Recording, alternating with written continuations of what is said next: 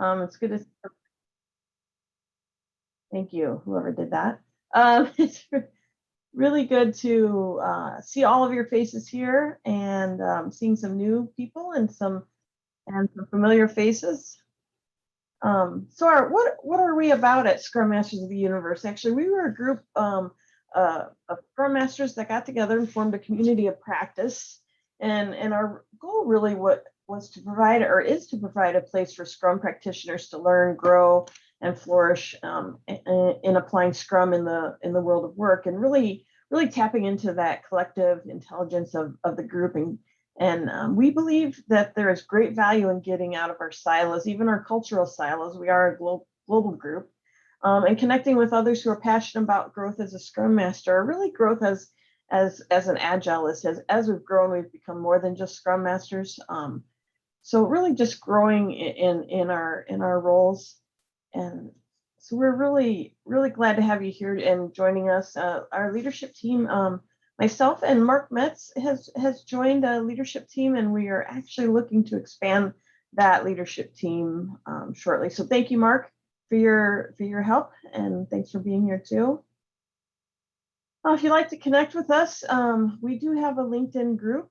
You may want to just screenshot this slide, or you can just search for us on LinkedIn. We have a LinkedIn group. We also have a Facebook group, and if you're here, you've already seen our meetup group. I take a minute to thank our sponsors, Scrum Alliance and Agile.ai are amazing to partner with. And the reason you're all here today, you hear about the 7 habits of highly effective meetings with Paul Tevis. We are so glad Paul is here with us today. A little bit about Paul. Paul and Jake Calabrese together form an organization called Helping Improve, and both are amazing. I've taken several courses with Jake and have worked with Paul in different times in the last year and a half or so. Paul is a coach and a facilitator and a trainer. He has more than a dozen years of Agile experiences. And really, he's a frequent presenter at local international conferences, including QCon and the Agile Alliance. Agile 2021, I believe he'll be there this year, right? Is that correct, Paul? Not this year. Not this year. The 1 year. Okay, if you look in the past, he has been, and he has some on the books for this year. So I'm going to let Paul go ahead and introduce himself to you. And let me stop sharing my screen here. Thank you, Paul, for being here. Thank you very much for having me. I'm excited to be here. And I love what you said about sort of as a community of practice, learning from each other and tapping into sort of the wisdom that everybody brings, because we're going to do a bunch of that today. I'm going to be talking with you about 7 habits of highly effective meetings. And I want to make clear, this is not the 7 habits of highly effective meetings. These are 7 things that I am currently playing with where I am at on my journey. And I want to explore some of those with you. So we're going to do a bunch of different things. The way that this session is going to work is that the very first part of this, we're going to do a little bit of, if you're familiar with the liberating structure, impromptu networking. We're going to tap into why you're here and what you're hoping, why it's important for you to make meetings more effective. And in particular, what do you notice about what makes meetings ineffective? So what's going to happen? And so we'll do that, and then I'll come back and we'll come back together. I'll present a little bit. We'll take a little break in the middle, because I think it's important that we remember that our brains are carried around in these things called our bodies, and we have to pay attention to them and take care of them if we want our brains to work as well as we can. And then in the second half, we'll really dig into this. I'll actually put up a Miro board, and we'll actually collaborate together on that. So if you're hoping for, hey, I want to get a little bit of a thing that I can listen to while I am cooking dinner, that's a thing that I sometimes do. That's going to be about a 25-minute chunk that will start in about 15 minutes. And then you may want to skip the second half, and that's fine. Like whatever level of participation you want to bring to this session, I trust you to do that, and I welcome that. So what we're going to do in just a moment here, I'm going to put all of you into breakout rooms. You'll be in groups of 2 or 3. And what I encourage you to do is to discuss the 2 questions that I've just put into chat. And those 2 questions are, what's important to you about making meetings more effective? Like, why does this topic matter to you at all? Why do you care?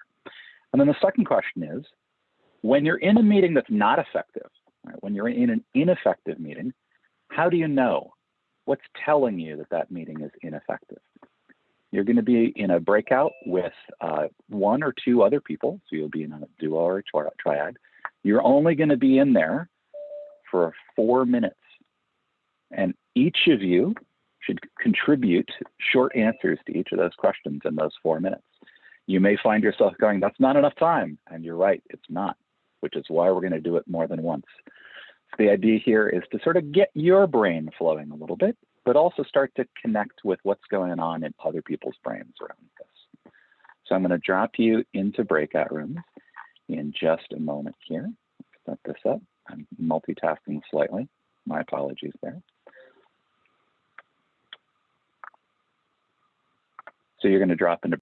So those of us that are here, should we chat? Oh, no, we're good. Here, we're going to do something else now. Okay. So sometimes the Zoom random number generator says, I'm not putting you in new rooms. You get all the same people again.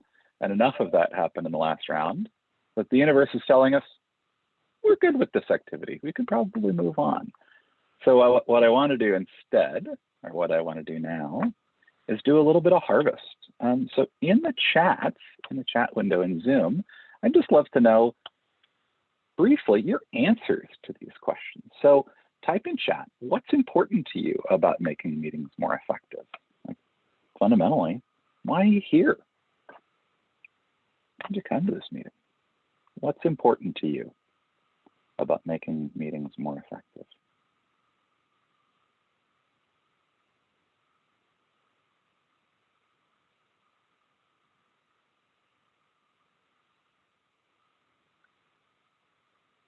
And after you've put your thing in there, feel free to read along. I'm going to capture these, and I'll actually, I was just talking with Jamie about this ahead of time. I'm going to send out afterwards both the visual stuff that I'm going to be sharing with you, the slides there, and then also the stuff that the group generates in the work here together.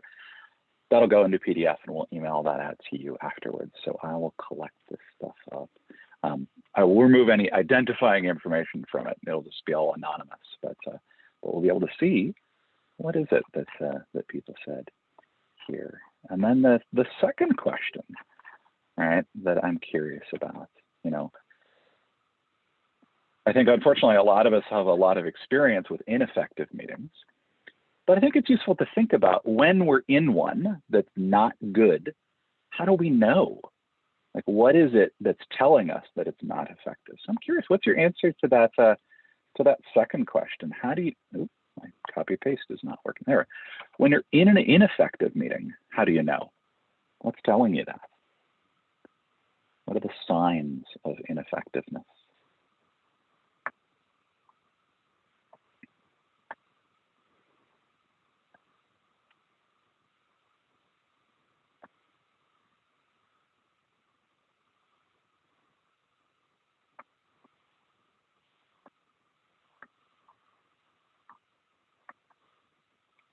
Good stuff in here. One of the things that's useful to start to differentiate between a little is thinking about what are indicators and what are causes, right? Because sometimes we think about, like, if you didn't, like, it can be useful to think about what are the things that contribute to having an ineffective meeting.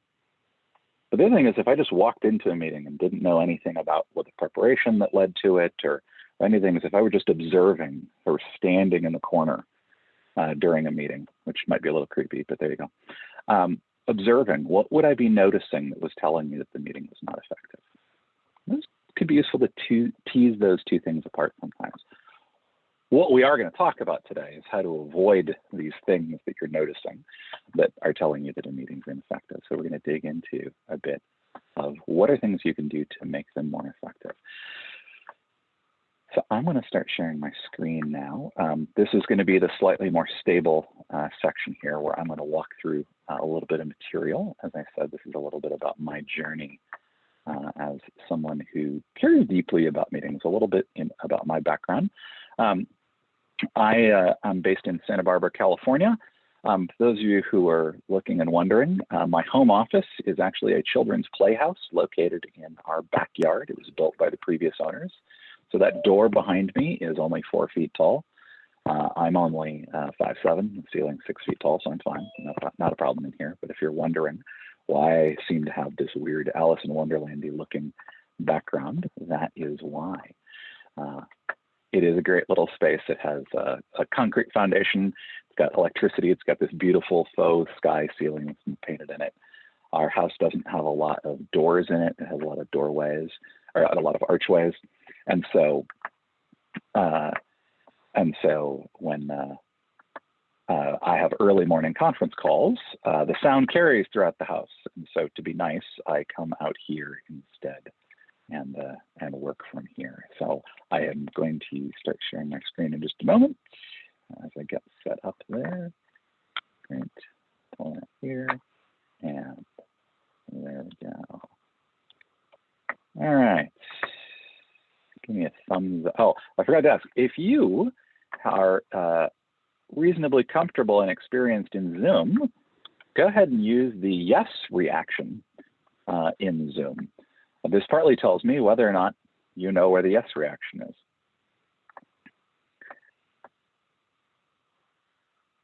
A little bit of test and assessment there. Great. Cool. I see some folks doing that.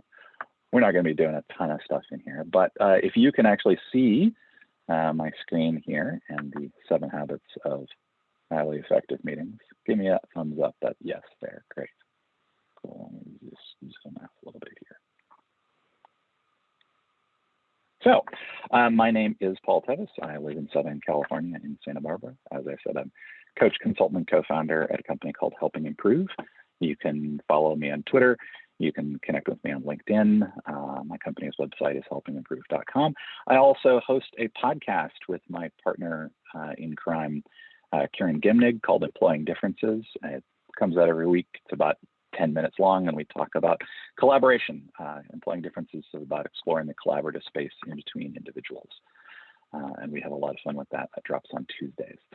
So I'm going to we talked a little bit about what's important to you about making meetings more effective, and when a meeting you're in is less effective than you'd like it to be, how do you know? I'll collect those things and put those up in here. But I really want to start by sharing with you kind of what our purpose and outcomes and engagement is going to look like for today. We've talked a little bit about this already. The idea is that we want to explore together some simple ways to make meetings more effective, because ultimately there's a lot of pretty simple things that we can do to make meetings more effective. It doesn't need to be complicated.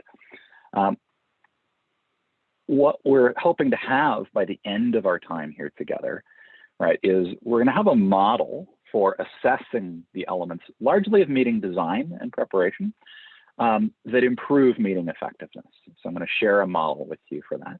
You're going to have a chance to assess your current skills against that model and go, oh, if I look at it through this lens, this is an area where I'm strong. This is an area where I'd like to improve. All right. So you'll have an idea of where you might want to focus your improvement efforts on that. And also you'll start to get a sense of where other people are around that. Some of these things. We're going to be digging in that together. So the way that our engagement is going to work here together, we've already gotten started with some trio conversations. We did some work in Zoom breakouts and in chat to get going there. So I'm going to present some material right now and just kind of talk about the basics. We'll be doing that through a little bit of screen share. Then we'll take a short break and we'll come back and do a deeper dive and a gallery walk. And we'll do that in Miro. For those who are so inclined, Miro is a whiteboarding tool. We'll mostly be writing on sticky notes together. You can do a lot of complicated stuff, but we're going to do some pretty simple things. And then we'll talk a little bit how you can apply this. We'll do that sort of self-assessment piece, and we'll do some wrap up when we're done there. So that's what you're getting into, an idea of how you are going to engage with the material here today. So effective meetings, I see this a lot, right? I work with a lot of organizations, particularly ones that are starting to try to do this agile thing, and I hear this a lot. Anybody else hear this? Hit yes as your reaction, or a thumbs up if you hear this. Agile means having a lot of meetings. Anybody get that? Anybody hear that? Yeah. So my experience is really that agile means working together. Perhaps more than we're used to, more than we have done in the past. And so the way that I kind of get around this idea of, well, we have to have a lot of meetings is like, look, we're not having meetings, we're working together. And the problem is that when we come together to do work as a group, it's often not very focused. It's not very clear to people like what it is that we're actually doing. And that's why it's ineffective. And so the advice that I give people is to stop having meetings. And this is very much inspired by the work of Elise Keys, who I'll be talking about a little bit later. So if we think about what an effective meeting is, for me, an effective meeting is one that does two things. It's one that actually moves the work of the organization forward in some way, and it's one that the participants feel was worthwhile. And that second part is important because it's the virtuous cycle, right? If we feel that meetings are useless, then we stop engaging in them quite so much, which means that they start being less useful, which then perpetuates itself, right? Whereas if we feel like this was a worthwhile use of my time, then I'm more likely to engage in the next one, and then I'm more likely to engage in the one after that. And that's going to actually produce better results. And so it's not enough just to achieve the purpose of the meeting. The purpose actually has to be aligned with what the work is that we're doing, how the organization is trying to move forward. And so I used to think, right, an effective meeting is one that achieves its purpose, but it's more than that. It's one that actually helps move the organization forward. So when I talk about effective meetings, that's what I really mean. So I'm hoping this is resonating at least a little bit with you. But what I was thinking about a lot over the last year or so, I've been digging a lot into the work of a lot of different people, of Gareth Morgan, of Brenda Zimmerman, of Dave Snowden, of Glenda Oyang, Royce Holiday, the work of Keith McCandless, around complexity, around how we can work together when it's not always obvious what the results of what we need to be doing are gonna be. Gareth Morgan has this idea of, he calls them min specs, or minimum specifications. And if you're familiar with liberating structures and the tool min specs, this is actually where it comes from. But the idea is that when we're working in a complex space, we can't define everything, and we don't want to define everything precisely, but we want to provide sort of guidance and guardrails.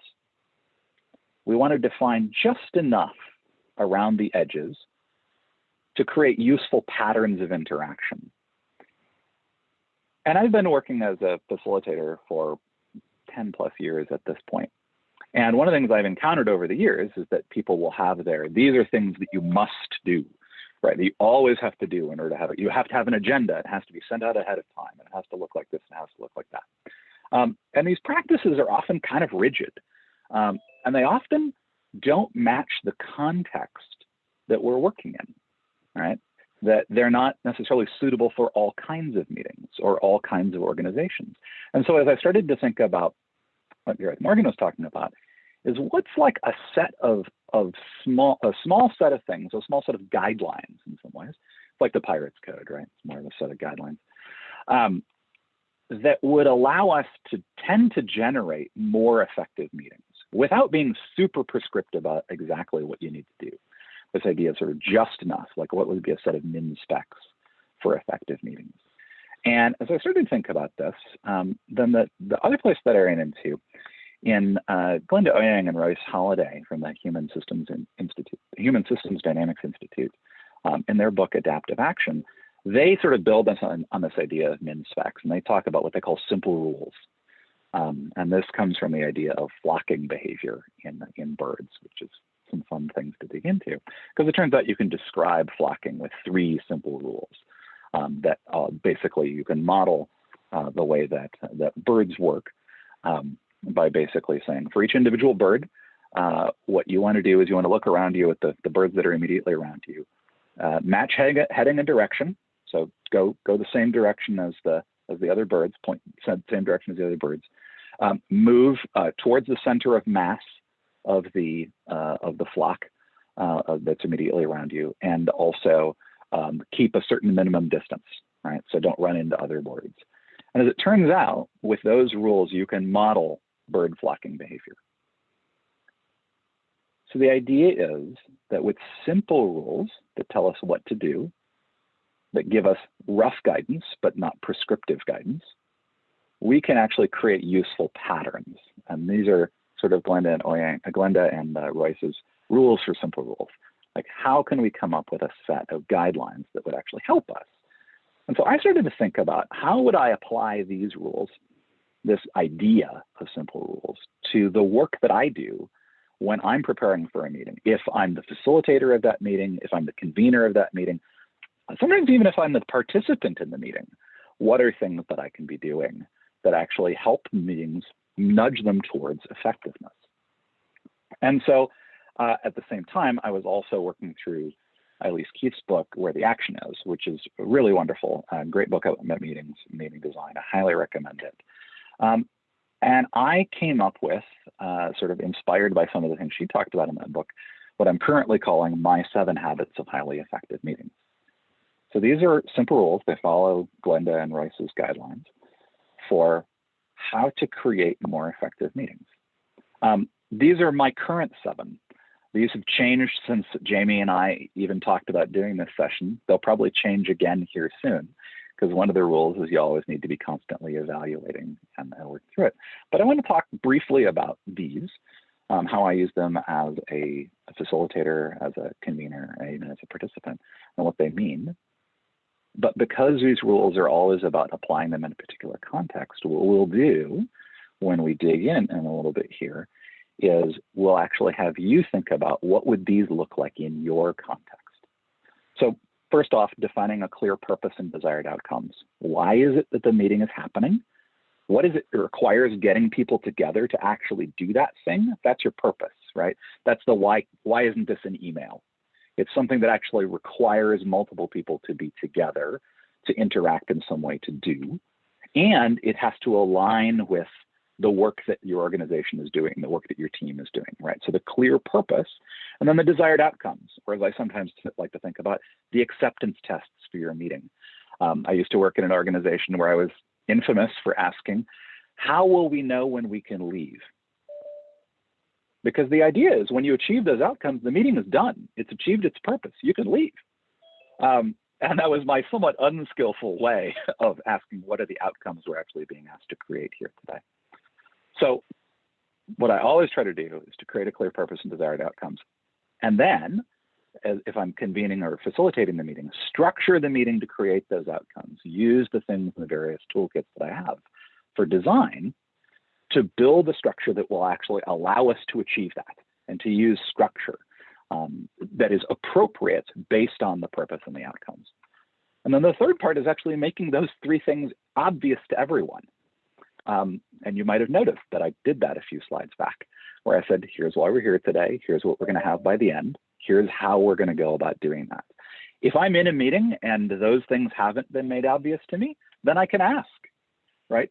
That's a thing that I can do, not even as the meeting convener, but I can help make those obvious to everyone by creating clarity. Even if I don't know the answer, I can ask for clarity. And that clarity is helpful not just to me, but to other participants.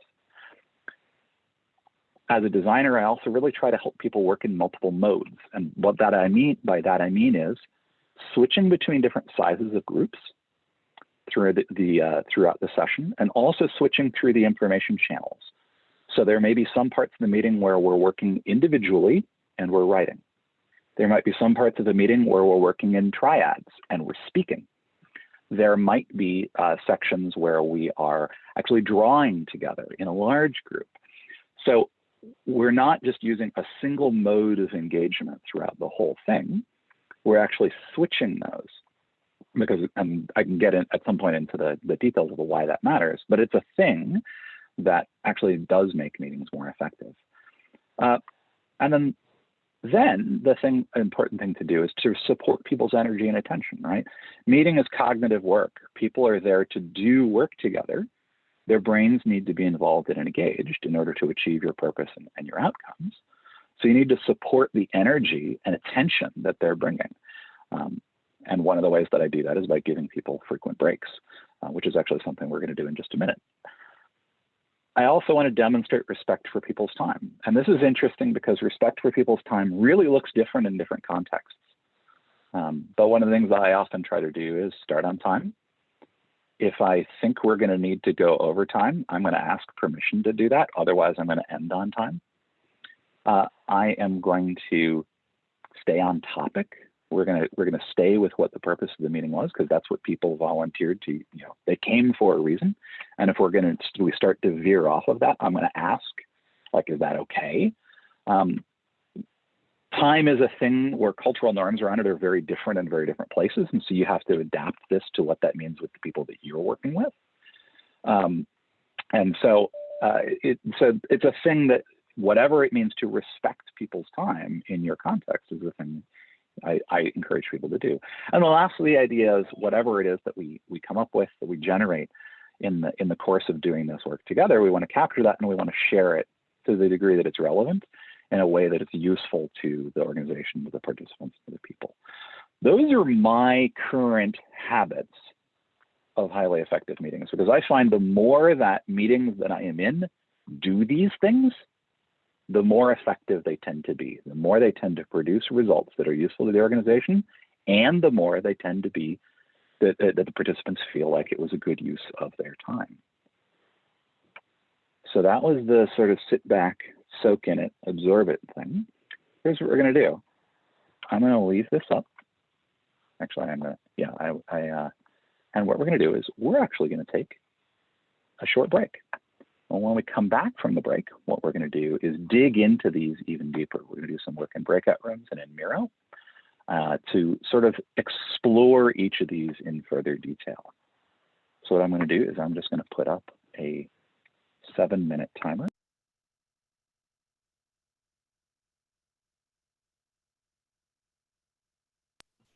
Paul, you're on mute. Yeah. Thank you. Welcome back. I hope that was fun and not too disorienting and exciting. It was fun watching all the different things kind of pop up on those boards there. As I said, I'm going to generate PDFs out of all of this stuff, so I will share out all of that information with you. I know that you each only got to work with 3 of those different boards, and so you'll get a chance to see what the other groups did in the 4 that you didn't get to see. And so I like to use that kind of activity when I'm working with a group, actually with any of these kinds of simple rules, because it's important for a group to figure out, what does this actually mean to us, right? When we say demonstrate respect for people's time, what does that mean in this group, right? And to actually get them to explore that, because that may mean something very different in a very different group. And what does it mean to make outcomes obvious? Like, how do we want to do that? And so one of the things that's useful about this kind of this idea with simple rules, or principles or min specs, whatever you want to say, however you want to call that, you can actually sort of define that as an organizational level. You can see these are the things that we expect from every group, but what we actually expect every group to do is to refine and articulate what it means for them in their context in a way that's appropriate, and to do this kind of activity. And so that's one of the ways that I use this thing, is just having groups do like what you did just now. Another thing that I have people do with it, you can use this to self-assess, like, where are you at for the purposes of like skill growth? So in Miro, I'm going to bring you to me. So this is like my version, right? So when I sat down and I said, okay, what do these things mean to me? And since I'm an external facilitator, right, I come in and I do this sort of thing in organizations, I adapt somewhat to what their context is when I know what it is and when I can learn what it is. But like, what's my baseline? What's my come from?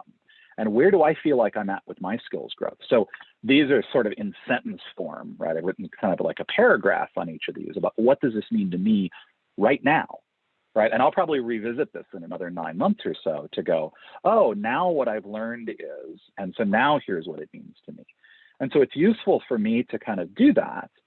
And then the thing that I can do is actually, I can do a little self-assessment. And sometimes I'll do this with groups, like where they've articulated, this is what it actually, these things mean.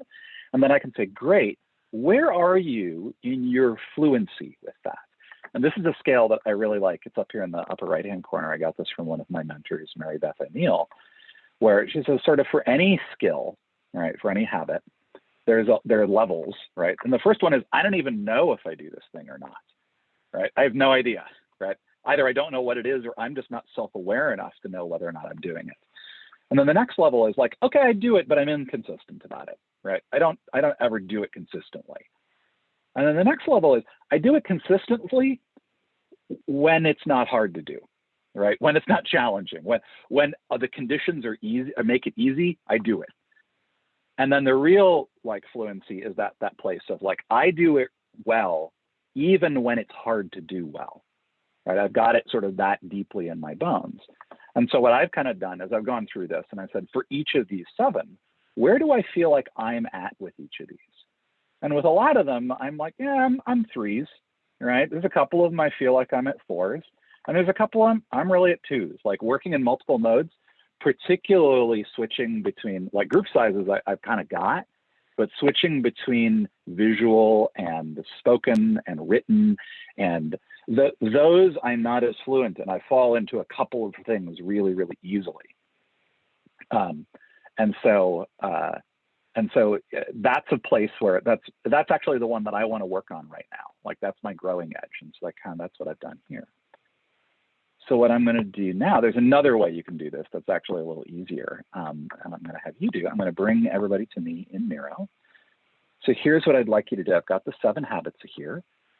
And there's some emojis over here. There's stars and swirls. Excuse me, are you sharing your screen? Because we don't see anything that you're talking about. No, it's in you need to be looking at the Miro. Yep. So in the Miro, and actually I can share it to, yeah. So if you come into the Miro, you can actually drag a star into the box that you feel, this is the one that currently I do the best. Like this is the one. And if you don't, and if you're not able to get to the Miro, type the number of the habit. And I'll actually post the list of the numbers in the chat here real quick, once I remember how to do that. I'll grab it from over here. So move a star into the box that you feel is the one that you do really well, you do it best. And put a swirl in the one that you want to work on next. Where do you want to get better? Where do you want to focus your development? And only pick one. Don't pick all of them. Pick one. And you can also just put the habit in chat. Which one of these do you feel you do best? And which do you want to work on? Current best, I realize, is the language that I use there. Since we are recording this, do you want to share your screen, Paul, so that they can? Sure. Yeah. Well, I can just see working? real quick. I forgot you turned the recording back on.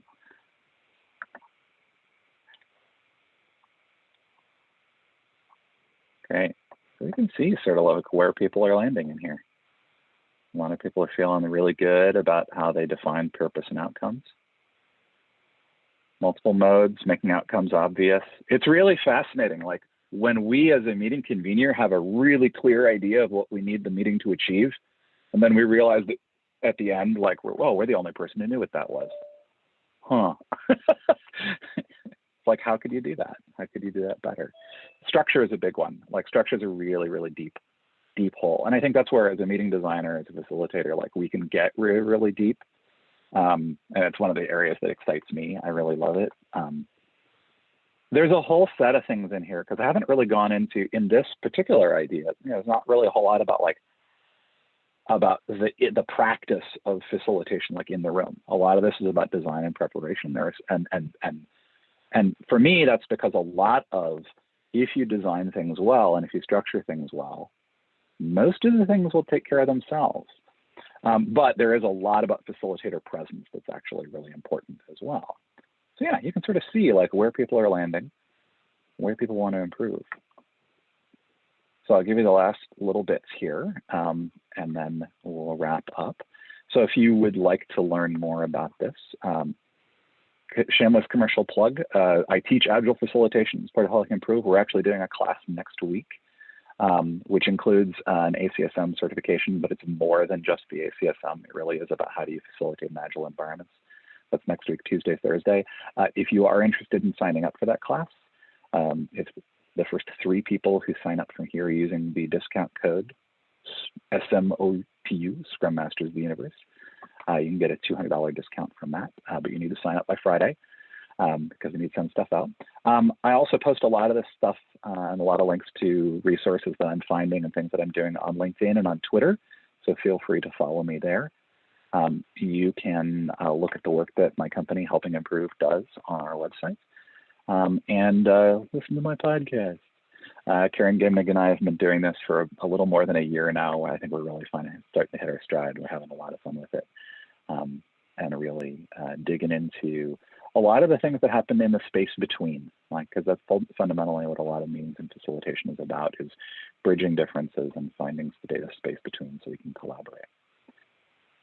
So here's the last thing I'm going to ask for you to do in Miro. I'm going to bring everybody to me. This is your ticket out. What's one thing you're taking away from this session, right? Maybe it's an idea. Maybe it's a thing you're going to go try. Maybe it is something you hadn't realized before. It's an aha. You can either put it on a note here in the Miro board, or you can type it in the chat channel. And just what's something you are taking away from this? And I am happy to stick around and answer any questions that anybody has. There hasn't been a whole lot of Q&A here, but that's because I really believe that you all know a lot, and I'm just one person, right? There's been right now there's 31 of us here, and I know some things, and you all know a lot of things, and I think it's valuable that we learn from each other, not just you listening to me. But I am happy to answer some questions. I noticed there's a question about, can I share something about making icebreakers relevant to the team, to the meeting, and to outcomes? Lakshmi, could you elaborate a little bit more on that question? Yeah, we were talking about it in our breakout room about how it's important to really check in with the team that's there in a meaningful way. We were talking about the fact that sometimes this doesn't work for every team. They might not want to be silly, and you may need to really think about how do you really help people check in.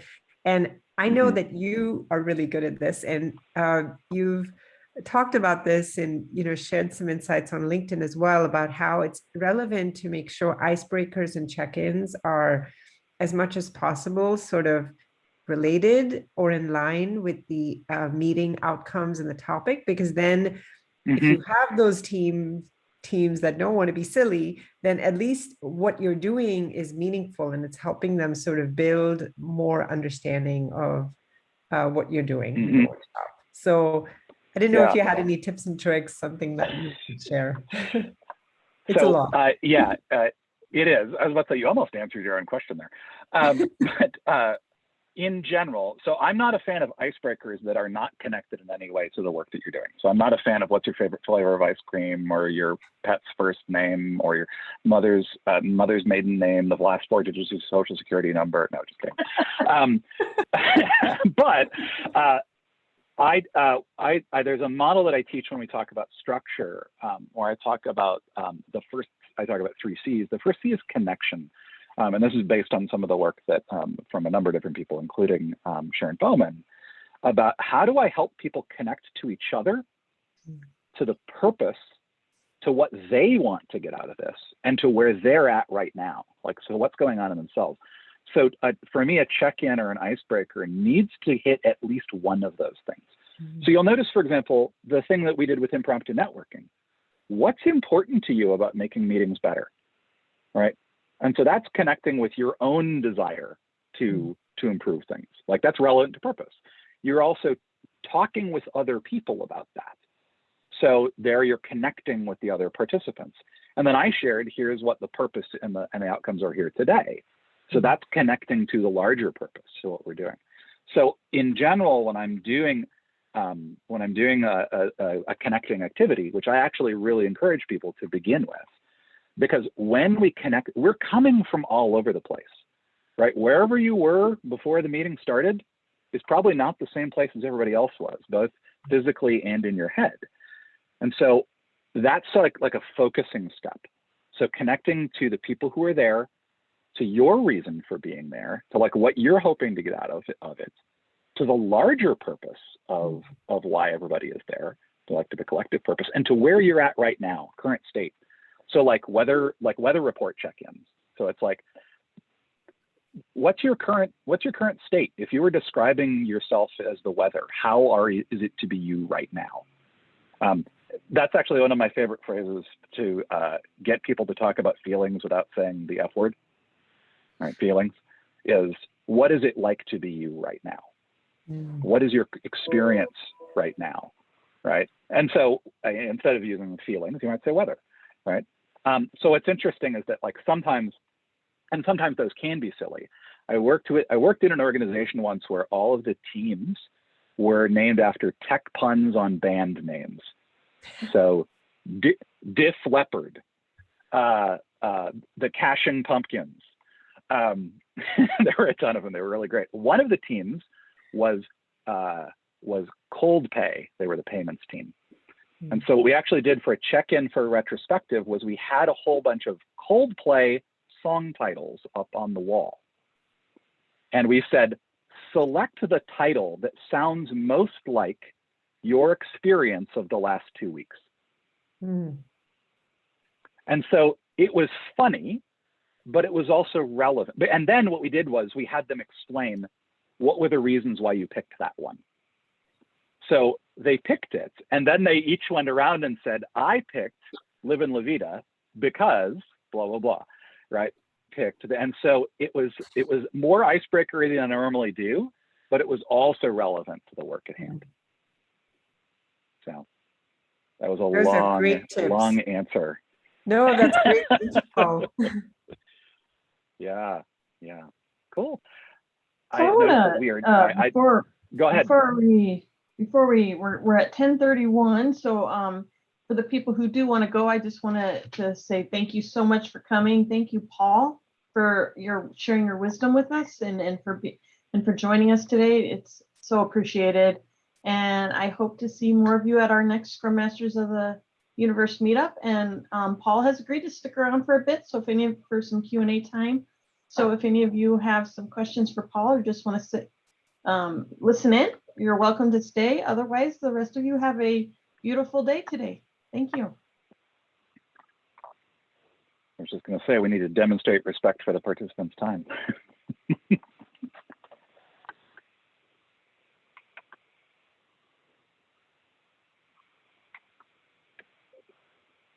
And I am happy to answer more questions. I do have a call to jump on in about 20 minutes, so I will have a hard stop in about 15.